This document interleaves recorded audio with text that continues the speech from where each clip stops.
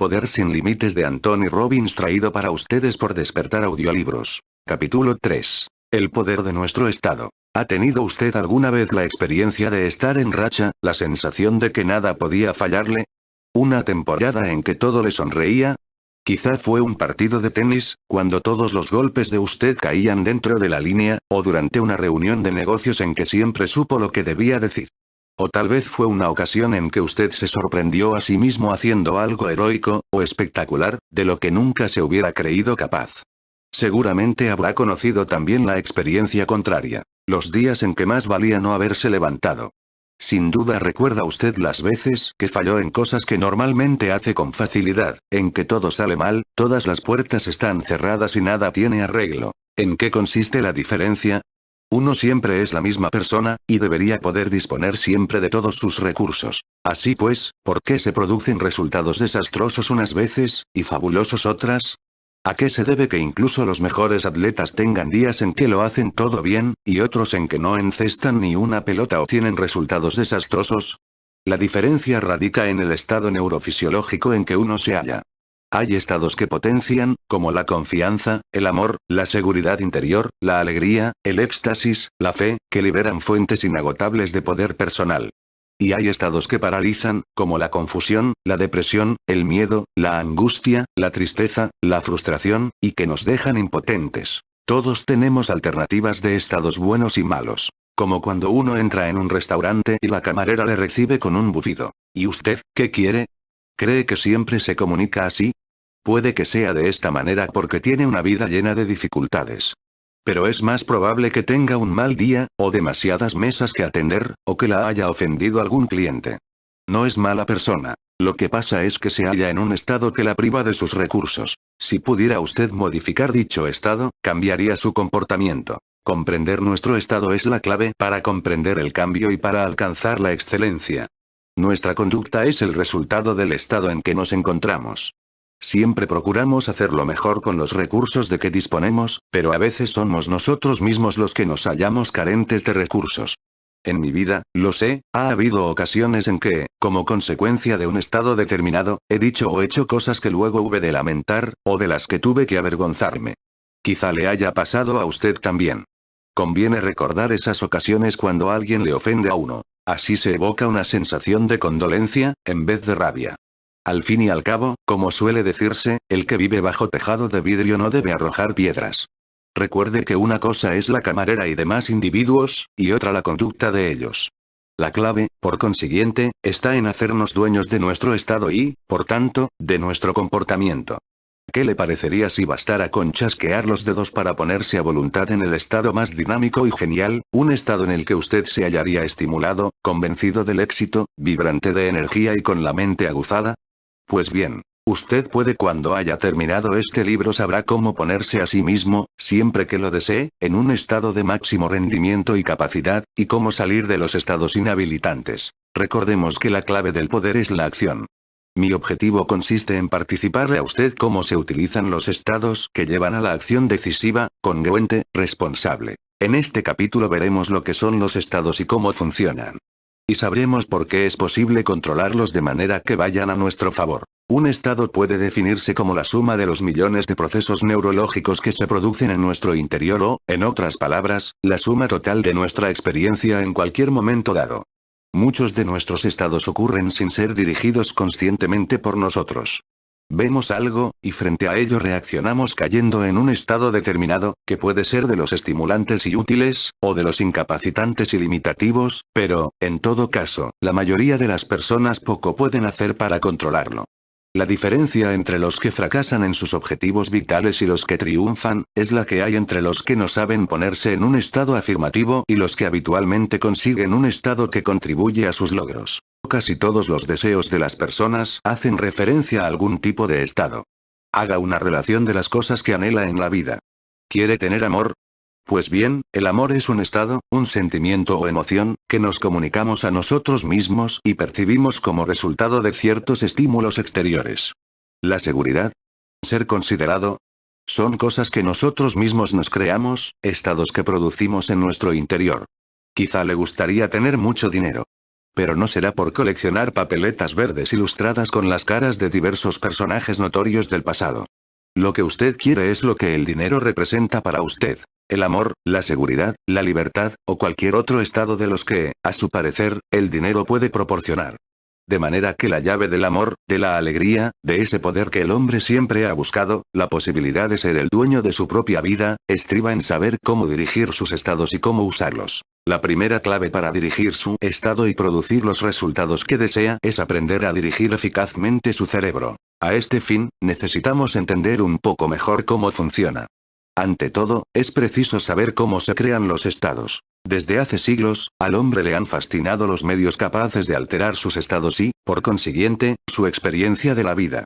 Ha ensayado el ayuno, las drogas, las ceremonias rituales, la música, la actividad sexual, determinados alimentos, la hipnosis y la oración. Todas estas cosas tienen su utilidad y sus limitaciones. Ahora, sin embargo, entrará usted en procedimientos mucho más sencillos e igualmente poderosos, e incluso más rápidos y precisos en muchos casos. Si todo comportamiento es consecuencia del estado en que nos hallamos, no produciremos las mismas comunicaciones y conductas desde un estado que libere todos nuestros recursos, que desde un estado de impotencia. Entonces la pregunta siguiente es, ¿quién crea el estado en que nos hallamos? En el mismo podemos distinguir dos componentes principales. El primero, nuestras representaciones internas. El segundo, nuestras condiciones fisiológicas y el empleo que hagamos de ellas. El cómo y el por qué se representa uno las cosas, además del cómo y el qué se dice uno a sí mismo ante una situación dada, crean el estado en que se encuentra y, por tanto, los tipos de comportamiento que produce. Por ejemplo, ¿cómo trata usted a su esposa, o esposo, o amante, cuando ella o él vuelven a casa mucho más tarde de lo que prometieron? Pues depende. Es decir, que el comportamiento de usted dependerá mucho del estado en que se encuentre al producirse el retorno de la persona en cuestión, y dicho estado, a su vez, dependerá de las cosas que usted se haya representado en su mente, por lo que toca al motivo de la ausencia. Si durante horas ha imaginado a la persona amada víctima de un accidente, cubierta de sangre, muerta o ingresada en un hospital, cuando la vea aparecer por la puerta la recibirá con lágrimas o con un suspiro de alivio, o con un gran abrazo y le preguntará por los motivos de la tardanza. Tal comportamiento sería consecuencia de un estado de preocupación. En cambio, si usted imaginó que el ser amado estaba corriendo una aventura furtiva, o si pasó el rato diciéndose una y otra vez que la tardanza es una muestra del poco aprecio que esa persona siente por los sentimientos o por el tiempo de usted cuando él o ella se haga presente, recibirá una acogida muy distinta de la que he descrito antes, pero que asimismo será consecuencia de ese otro estado. Al encontrarle celoso o resentido, aparecerá una gama de comportamiento diferente. La siguiente pregunta obvia es, ¿por qué razón unos individuos se representan las cosas desde un estado de preocupación, mientras otros se plantean representaciones internas que les sumergen en la desconfianza o en el enfado? Son muchos los factores que intervienen en ello. Es posible que hayamos modelado nuestras reacciones a imitación de nuestros padres u otros prototipos, observados en experiencias similares. Por ejemplo, si cuando usted era niño su madre se angustiaba siempre que su padre volvía tarde a casa, quizá tienda a representarse las cosas de una manera similar y a caer en estados de aprensión. Pero si su madre solía quejarse de que su padre era un calavera en quien no se podía confiar, quizás haya modelado usted ese patrón de conducta. De esta manera, nuestras creencias y actitudes, nuestros valores y nuestras experiencias pasadas con una persona determinada afectan al tipo de representaciones que nos hagamos acerca del comportamiento de la misma. En cuanto a nuestra manera de percibir y representarnos el mundo, hay otro factor todavía más importante y poderoso, que son las condiciones de nuestra fisiología y los hábitos de uso de ella. Aspectos como la tensión muscular, lo que comemos, cómo respiramos, nuestras posturas, la eficacia general de nuestro funcionamiento bioquímico, influyen grandemente sobre nuestro estado. Las representaciones internas y la fisiología se unen en un bucle de control cibernético. Todo lo que afecte a lo uno afectará infaliblemente a lo otro. Por tanto, cambiar los estados implica modificar las representaciones internas y también modificar la fisiología. Si el organismo de uno que está esperando encontrar en casa a su amante, cónyuge o hijo se encuentra en pleno dominio de sus recursos, probablemente el sujeto considerará que la tardanza se debe a un embotellamiento de la circulación, o a haberse entretenido con algún asunto.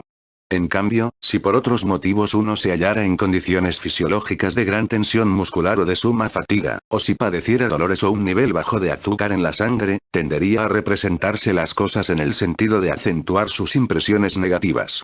¿No es verdad que cuando usted se encuentra físicamente boyante y fuerte percibe el mundo de otra manera que cuando está cansado o enfermo? Las condiciones fisiológicas cambian verdaderamente el modo en que uno se representa el mundo, y por tanto, cómo lo experimenta. Cuando usted percibe una cosa como difícil o molesta, ¿no es verdad que el cuerpo reacciona en consonancia, poniéndose tenso? Así, esos dos factores, las representaciones internas y la fisiología, se influyen siempre mutuamente para crear el estado en que nos hallamos. Y dicho estado determina la clase de comportamiento que producimos. De donde se deduce que, para controlar y dirigir nuestra conducta, debemos controlar y dirigir nuestros estados, y que para conseguir eso hemos de controlar y dirigir conscientemente nuestras representaciones internas y nuestra fisiología. Imagine usted lo que supondría el ser capaz de controlar al 100% su propio estado en cualquier momento y circunstancia. Antes de poder dirigir nuestras experiencias de la vida, hemos de comprender cómo se forman esas experiencias. Por lo tanto, como animales mamíferos, los humanos reciben y se representan la información del medio ambiente gracias a unos receptores especializados, los órganos de los sentidos, que nos comunican impresiones ópticas, vista, acústicas, oído, olfativas, olfato, gustativas, gusto, y táctiles, sistema cinestésico. La mayor parte de las decisiones que afectan a nuestro comportamiento procede primariamente de solo tres de estos sentidos: el visual, el auditivo y el cinestésico. Estos receptores especializados transmiten los estímulos externos al cerebro. Este, a través del proceso de generalización, distorsión y supresión, filtra esas señales eléctricas y las transforma en una representación interna. De este modo, la representación interna, la experiencia que tiene uno de un acontecimiento, no es exactamente el suceso en sí, sino una reelaboración interior y personalizada. La mente consciente de un individuo no puede utilizar todas las señales que recibe. Es probable que nos volviéramos locos si tuviéramos que atender conscientemente a los miles de estímulos que recibimos en todo momento, desde la sensación del pulso en el dedo meñique de la mano izquierda hasta las más tenues vibraciones que inciden en nuestro oído. Por ello, el cerebro filtra la información y selecciona solo la que necesita, o la que espera necesitar para uso futuro, dejando que la mente consciente del individuo ignore todo lo demás. Este proceso de filtrado explica la inmensa variedad de la percepción humana. Dos personas que hayan visto el mismo accidente de circulación tal vez lo cuenten de maneras muy distintas.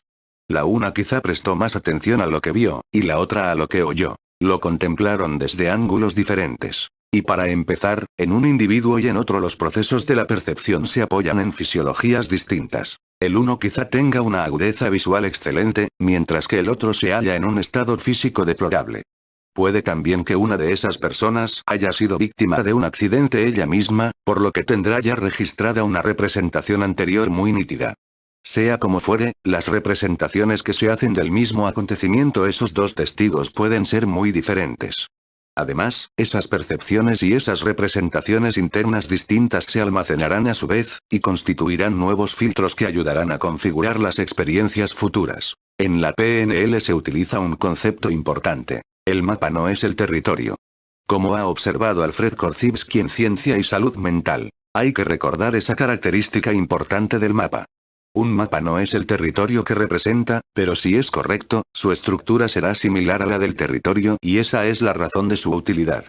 En relación con las personas, esto significa que sus representaciones internas no son la reproducción exacta de un acontecimiento, sino una interpretación filtrada a través de creencias individuales, actitudes, valores y una cosa que se llama metaprogramas.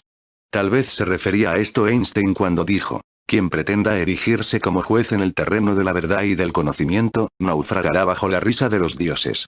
Puesto que no sabemos lo que son las cosas en realidad, sino solo cómo nos las representamos a nosotros mismos, ¿por qué no representárnoslas de manera que aumenten las posibilidades nuestras y de otros, en vez de crear limitaciones?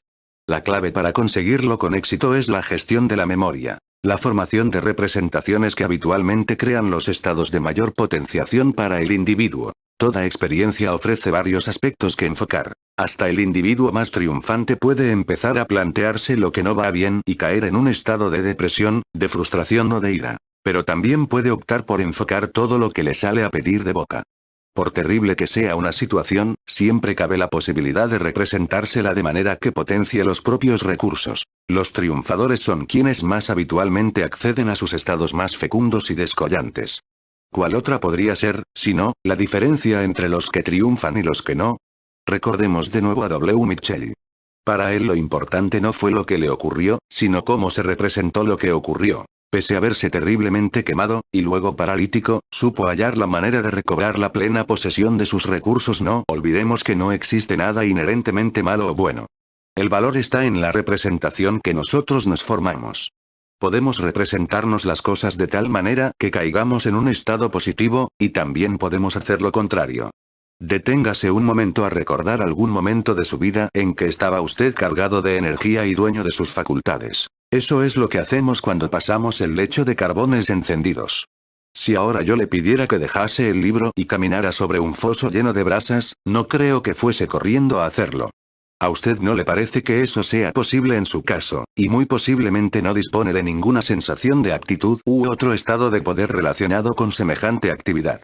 Por tanto, no basta con que yo se lo diga para ponerle en el estado que le capacitaría a usted para ejecutar esa acción. El paseo sobre las brasas les enseña a las personas cómo cambiar sus estados y su comportamiento de tal manera que les capacite para emprender acciones y obtener nuevos resultados, pese a sus temores o cualesquiera otros factores limitativos. Las personas que pasan la hoguera no dejan de ser las mismas que eran cuando entraron por la puerta, convencidas de que, al menos para ellas, caminar sobre brasas era algo imposible.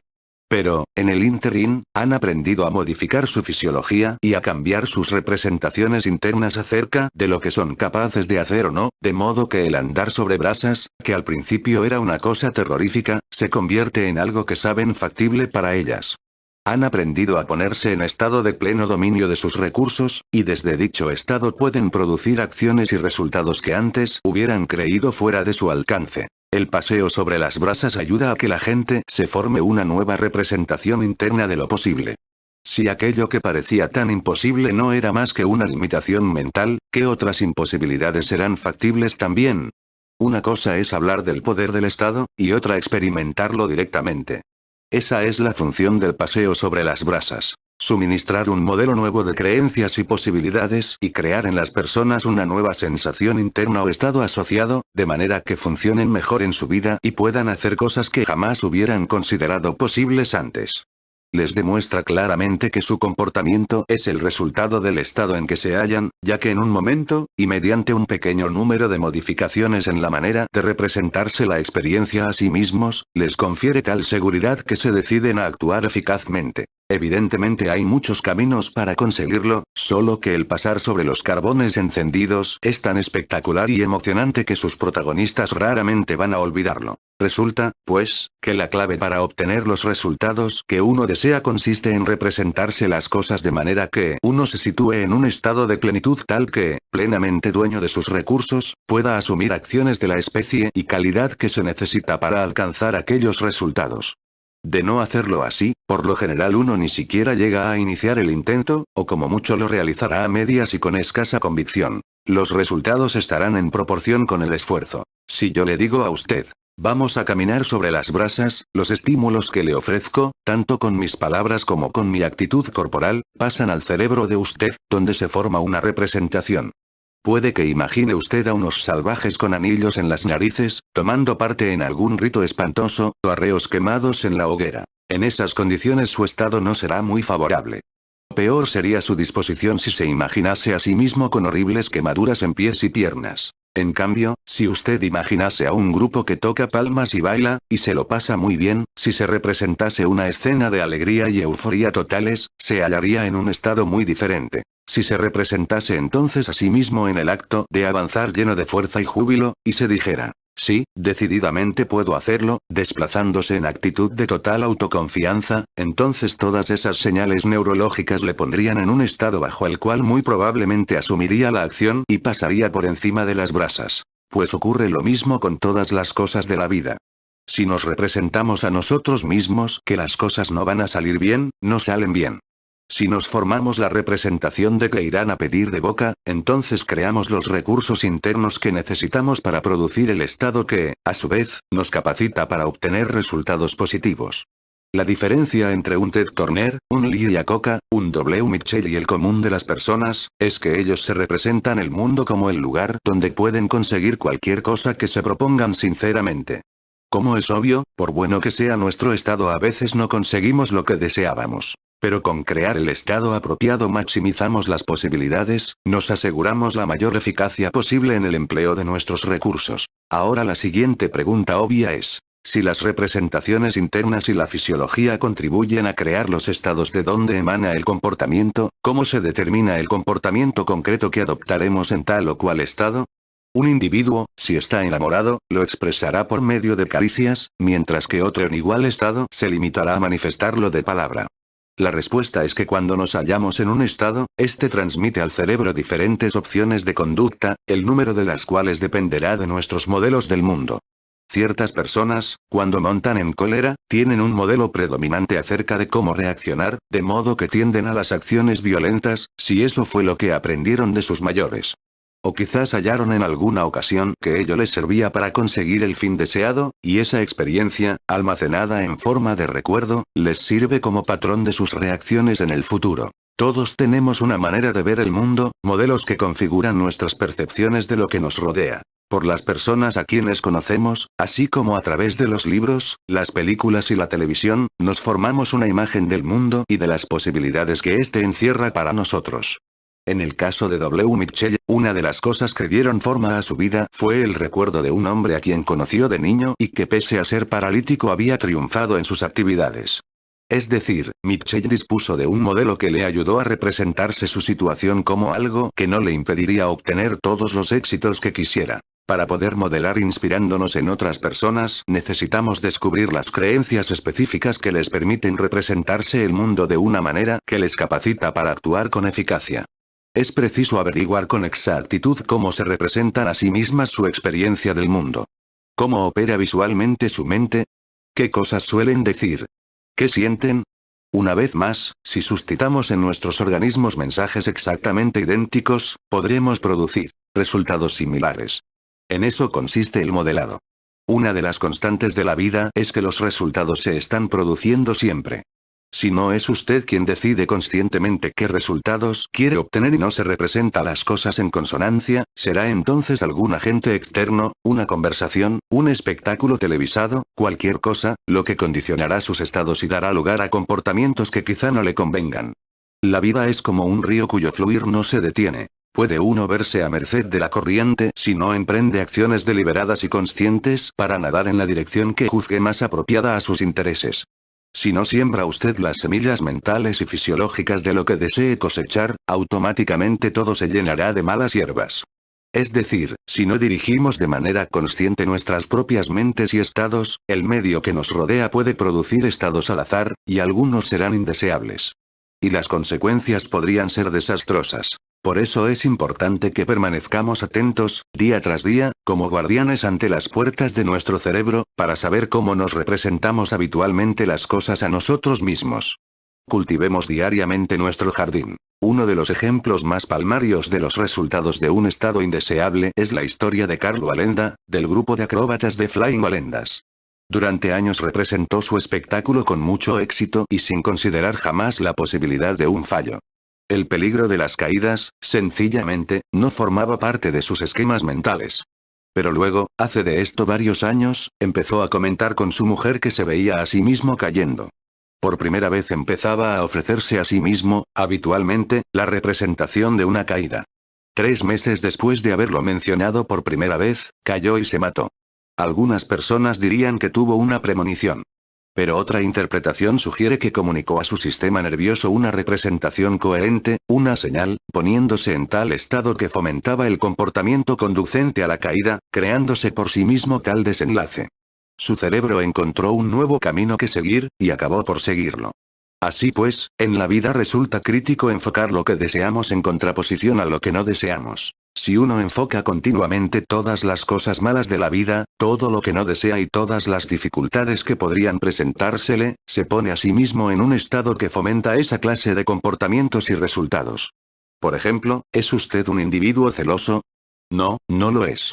En el pasado quizás haya producido estados de celotipia y el tipo de comportamiento que deriva de aquellos. Pero usted no es su conducta. Si admite una generalización de esa especie acerca de sí mismo, habrá creado una creencia que gobernará y dirigirá sus actos en el futuro. Recuerde que su conducta resulta de su estado, y que éste resulta de sus representaciones internas y de su fisiología, cosas ambas que puede usted cambiar en cuestión de instantes. Si ha sido celoso en el pasado, esto simplemente significa que se representaba las cosas de una manera que creaba dicho estado. Pero ahora puede representárselas de otra manera y producir nuevos estados, con los comportamientos consiguientes. Recuerde que siempre podemos elegir el modo de representarnos las cosas. Si uno se representa a sí mismo que la persona amada le está engañando, pronto se hallará en un estado de furor e ira. Tengamos en cuenta que ello ocurre incluso sin tener pruebas de que sea cierto, pero uno lo experimenta corporalmente como que si lo fuese, de modo que al regresar la persona amada el celoso se encuentra en estado de desconfianza y furor. En tales condiciones, ¿qué recibimiento le hará a la persona amada?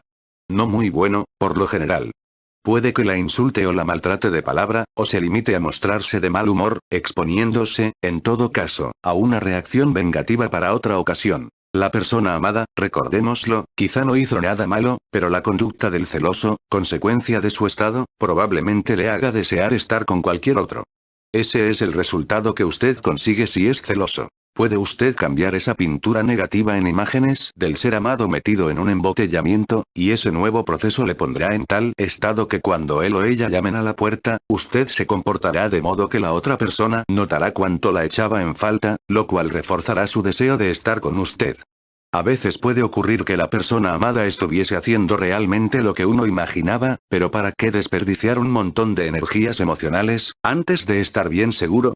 En la mayoría de los casos probablemente no será cierto, y se habrá hecho mucho daño a ambos, inútilmente. Si asumimos el control de nuestras comunicaciones con nosotros mismos y suscitamos señales visuales, auditivas y cinestésicas de lo que deseamos, se producirán habitualmente resultados de signo positivo, incluso en situaciones en que las probabilidades de éxito parecían escasas o nulas. Los directivos, entrenadores, padres de familia y motivadores más influyentes y eficaces son los que se representan y representan a otros las circunstancias de la vida de tal modo que transmiten señales triunfales al sistema nervioso incluso cuando los impulsos externos parecerían irremediablemente negativos. Así se mantienen y mantienen a otros en condiciones de total dominio de sus recursos, lo que les permite el esfuerzo hasta que triunfan. El lector seguramente recordará la aventura de Mel Fisher. Es el hombre que se pasó 17 años en busca de un tesoro sepultado bajo las aguas del mar, hasta que logró descubrir piezas de oro y plata por valor de más de 400 millones de dólares. En una crónica de prensa sobre este caso, le preguntaban a uno de sus marineros cómo había aguantado tanto tiempo con él. Contestó que Mel, sencillamente, poseía la virtud de infundir entusiasmo a todos. Todos los días Fisher se decía a sí mismo y le aseguraba a la tripulación: hoy será el día, y transcurrida la jornada decía: mañana será el día. Pero no habría bastado con decirlo. Lo decía de modo coherente con el tono de su voz, sus imágenes mentales y sus sentimientos, con lo cual se colocaba todos los días en el estado que le permitió seguir actuando hasta triunfar finalmente. Es un ejemplo clásico de la fórmula del éxito definitivo. Tuvo presente su meta, emprendió la acción, fue viendo lo que le acercaba al resultado, y, si no, ensayó algo diferente, hasta conseguirlo. Uno de los mejores motivadores que conozco es Dick Tomey, entrenador del equipo de rugby de la Universidad de Hawái. Es un hombre que sabe cómo las representaciones internas de las personas influyen en su rendimiento. Una vez, en un partido contra el equipo de la Universidad de Wyoming, los suyos estaban siendo literalmente barridos. Se llegó al descanso con un 22-0 en contra. Parecía que no hubiera sitio para ellos en la cancha mientras estuviesen allí los de Wyoming. Es fácil imaginar el estado de ánimo de los jugadores de Tommy cuando bajaron a los vestuarios. Echó una ojeada a aquellas cabezas abatidas y a aquellos rostros desencajados, y se dijo que aquel estado tendría que cambiar, o de lo contrario valdría más no salir a jugar. Estaban físicamente abatidos y con ello se creaba un círculo vicioso sin más salida que la derrota, privados de los recursos que necesitaban para ganar. Entonces Dick sacó un tablero con una colección de recortes de prensa que había reunido durante varios años. Todos aquellos artículos hablaban de equipos que, después de perder por tanteos igual de abultados o más, habían dado la vuelta al resultado en grandes exhibiciones de moral. Hizo que sus jugadores leyeran aquellos artículos y logró inspirarles una fe totalmente nueva, una creencia en la posibilidad de rehacerse. Y esa creencia, representación interna, generó en ellos un estado neurofisiológico totalmente distinto. ¿Qué pasó? Pues que el equipo de Tommy jugó la segunda mitad como nunca. Los de Wyoming no lograron ni un solo tanto más y el partido acabó en un 22 milésimo o 27º. Lo consiguieron porque él logró cambiar sus representaciones internas, sus creencias acerca de lo que era posible. No hace mucho viajaba yo en avión con Ken Blanchard, el coautor del Ejecutivo al Minuto, quien acababa de publicar en la revista Golf Digest un artículo titulado El golfista al minuto. Era reciente su amistad con uno de los mejores entrenadores de golf de los Estados Unidos y, como consecuencia de ello, su juego había mejorado últimamente. Me contó que había aprendido muchas distinciones útiles, pero que le costaba recordarlas todas. Le dije que no necesitaba retener en la memoria tantas distinciones. Y le pregunté si recordaba haberle dado alguna vez un golpe perfecto a la bola. Respondió que sí, desde luego. Acto seguido le pregunté si ello había sucedido muchas veces. De nuevo respondió afirmativamente. Entonces le expliqué cómo la estrategia o manera concreta de organizar sus recursos, evidentemente, estaba ya grabada en su inconsciente. Bastaba con retrotraerse a sí mismo al estado en que se hallaba cuando se veía en condiciones de utilizar toda la información recibida. Dediqué unos cuantos minutos más a explicarle cómo lograr dicho estado y ponerse en marcha a voluntad. El lector aprenderá esa técnica en el capítulo 17. ¿Qué pasó? Pues que salió e hizo su mejor recorrido de los últimos 15 años, rebajando en 15 golpes su marca anterior. ¿Por qué? Porque no hay poder como el del estado de plenitud de recursos. No necesitaba luchar consigo mismo para recordar lo que tocaba hacer. Instantáneamente dominaba todo lo necesario. Hasta entonces solo le había faltado saber cómo destapar esa fuente. Recuerde que el comportamiento humano es el resultado del estado en que uno se encuentra. Si ha logrado alguna vez un resultado exitoso, podrá reproducirlo de nuevo siempre mediante el procedimiento de asumir las mismas acciones mentales y físicas que entonces. En vísperas de los Juegos Olímpicos de 1984 trabajé con Michael O'Brien, un nadador especialista en la distancia de 1500 metros libres. Se había entrenado a conciencia, pero tenía la sensación de que no alcanzaba su mejor forma. Se le había formado, por lo visto, una serie de bloqueos mentales, y eso le limitaba. En realidad, albergaba cierto temor al éxito y a sus consecuencias, por lo que se había planteado como objetivo una medalla de bronce, o como mucho de plata. No era el aspirante favorito al oro. Su rival más destacado, George DiCarlo, había vencido a Michael en varias ocasiones. Pasé con Michael 1 hora y media, y le ayudé a modelar sus estados de máximo rendimiento. Esto es, a descubrir cómo se situó él mismo en sus mejores recursos fisiológicos, lo que se representó, lo que se dijo a sí mismo y lo que sintió durante la única competición en que logró superar a DiCarlo. Nos pusimos a descomponer, una a una, las acciones mentales y físicas que realizaba al ganar una competición. Y asociamos el estado en que se hallaba durante tales ocasiones con un estímulo automático, el disparo que sirve para dar la salida. Descubrí que la vez en que derrotó a George DiCarlo se la había pasado escuchando a Huey Lewis hasta poco antes de empezar la carrera. Así pues, el día de la final olímpica lo hizo todo igual, repitió las mismas acciones de la vez que había ganado, e incluso escuchó una grabación de Huey Lewis momentos antes. Y ganó a George DiCarlo, logrando la medalla de oro con una diferencia superior a 6 segundos. ¿Ha visto usted la película de Killing Fields, Los gritos del silencio? Había en ella una escena terrible, que no olvidaré nunca. Tratábase de un chico de 12 o 13 años, en medio de un caos horrible y de los desastres de la guerra camboyana. En un momento dado, rabioso de frustración, agarra una ametralladora y abate a una persona. ¿Cómo es posible, se pregunta uno, que un niño de 12 años sea capaz de hacer una cosa así? Pues bien, ocurren dos cosas. La primera, que su frustración es tan enorme que hace aflorar la violencia más profundamente escondida en su personalidad. La segunda, que vive en una cultura tan empapada de guerra y destrucción, que hacerse con una ametralladora parece una acción perfectamente lícita. Ha visto cómo lo hacían otros, y él lo hace también. Es una escena tremendamente negativa. Yo procuro concentrarme en otros estados más positivos. Pero es un resumen contundente de cómo un estado determinado, bueno o malo, nos lleva a hacer cosas que desde cualquier otro estado quedarían fuera de nuestro alcance. Quiero repetir esto una y otra vez hasta que el lector se sature de ello. El tipo de comportamiento que las personas producen es consecuencia del estado en que se hallan. Lo que hagan concretamente partiendo de dicho estado depende de sus modelos del mundo, esto es, de las estrategias neurológicas impresas en ellas. A mí no me era dado conseguir que Michael O'Brien ganase el oro olímpico. Era él quien había trabajado durante la mayor parte de su vida para adquirir las estrategias, las reacciones musculares y todo lo demás. Lo que sí estaba a mi alcance era detectar de qué manera apelaba él a sus recursos más eficaces, a sus estrategias de triunfo, para conseguir que esto aflorase a voluntad y en el momento clave en que le hiciese falta. La mayoría de los individuos hacen muy poco para dirigir conscientemente sus estados. Se levantan deprimidos o con buen pie. Una buena mañana los anima, o una mala los hunde. En todos los campos, lo que distingue a la gente es la eficacia con que invocan sus recursos. Esto se revela con la máxima claridad en el atletismo. Nadie gana siempre, pero existen ciertos atletas que disfrutan de la capacidad de aprovechar todos sus recursos casi a voluntad, y están casi siempre a la altura de la ocasión. ¿Cómo consigue Reggie Jackson tantos puntos en béisbol? ¿Qué motiva el increíble acierto de jugadores como Larry Bird o de Jerry West en todos sus lanzamientos? Fueron capaces de dar lo mejor de sí mismos cuando hacía falta, cuando la presión era más grande. Cambiar de estado es lo que desea la mayoría. Uno querría ser feliz, alegre, extático o más equilibrado. Otro anhela paz mental o salir de un estado que no le agrada. Se sienten confundidos, furiosos, abatidos, aburridos. ¿Qué hace entonces la mayoría?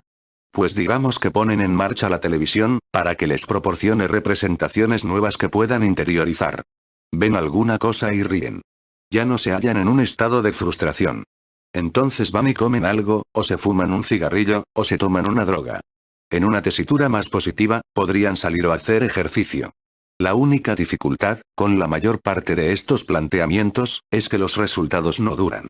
Cuando se acaba el espectáculo televisado, se encuentran con las mismas representaciones de antes acerca de sus vidas. Cuando lo recuerdan, vuelven a encontrarse mal. Mientras tanto, aquella comida en exceso, o aquella droga, ya han sido consumidas. Ahora hay que pagar el precio de ese fugitivo cambio de estado. En cambio, este libro le enseñará cómo cambiar directamente sus representaciones internas y su fisiología, sin recurrir a apoyaturas externas que muchas veces añaden más problemas a largo plazo. ¿Por qué consume drogas la gente? No porque les guste meterse agujas por las venas, sino porque les gustó la experiencia y no conocen otra manera de obtener ese estado. He visto muchachos, toxicómanos empedernidos, que dejaron el hábito después del primer paseo sobre las brasas, al advertir que existía una manera más elegante de alcanzar las mismas sensaciones. Uno de ellos, que según él mismo era heroinómano desde hacía 6 años y medio, pasó las brasas y les dijo a los demás: se acabó. Pincharme nunca me ha dado nada comparable a lo que he sentido cuando me he visto al otro lado de esos carbones. Lo cual no significa que deba dedicarse a caminar sobre brasas constantemente, sino que necesitará acceder a ese estado con frecuencia. Al hacer algo que creía imposible, desarrolló un nuevo modelo acerca de lo que uno puede hacer para llegar a sentirse bien. Las personas que han alcanzado la excelencia son maestros en beber de las fuentes más generosas de su propio cerebro. Eso es lo que las distingue del montón. Lo que más importa recordar de este capítulo es que el estado de uno contiene un poder impresionante, y que uno puede controlarlo. No es forzoso vivir entregado al azar de los acontecimientos. Hay un factor que determina de antemano el modo de representarnos nuestra experiencia de la vida, un factor que filtra nuestra manera de representarnos el mundo. Ese factor determina qué clase de estados creamos habitualmente en ciertas situaciones. Ha sido llamado a menudo el poder más grande que existe. Pasemos a investigar a continuación el poder mágico de